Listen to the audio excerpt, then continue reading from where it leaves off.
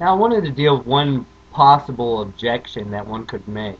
That is that Don Preston is justified in his claim that the idea of the Son of Man rewarding every man according to their works is enough and adequate enough exegetical material that we could use to infer that the Son of Man actually rewards not only the just but the unjust, not only the righteous but the unrighteous, and therefore the reward and the dues for those people that are not of the church, that are not the saints, those people that persecute the saints, are deserving of judgment, and therefore that's enough sort of idea of judgment that we could apply this to the destruction of the temple in AD 70.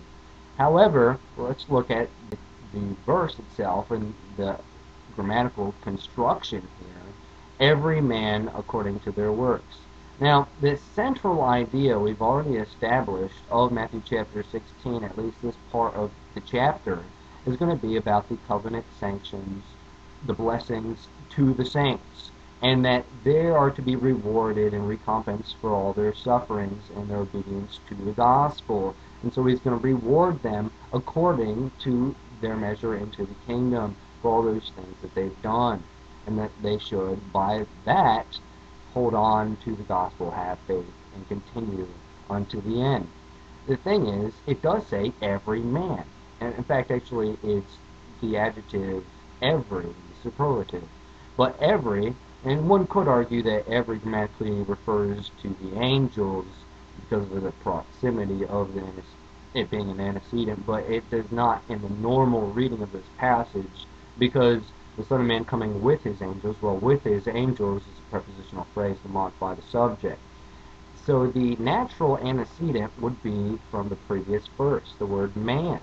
So that idea, man, that is implied by that previous verse, is elaborated on, and you see the grammatical continuity from all verses previous to verse 27. So we see that continuity of that context there. So it could possibly say that Son of Man is going to reward every man according to their works, all mankind universally. However, we cannot just suggest that the rewards, because he's rewarding the wicked and because they are due punishment and penalty, that implies judgment.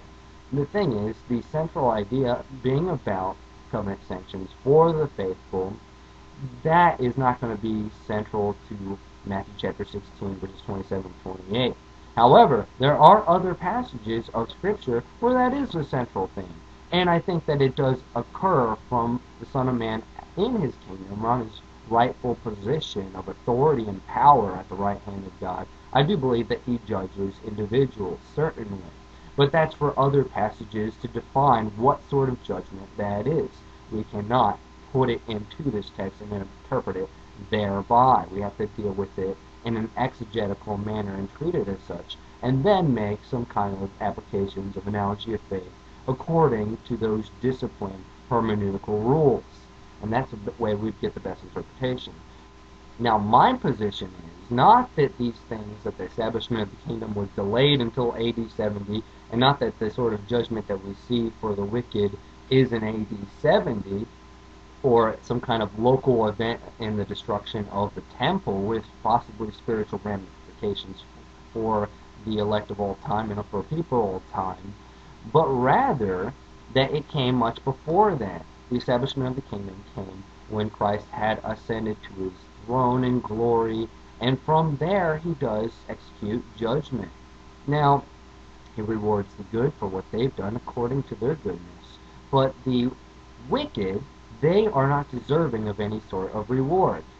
The reward is according to their works, and if they have done nothing that merits any sort of reward, not that the elect merit their rewards, but that is a gift of grace as well. And furthermore, the wicked, even their plowing is called sin.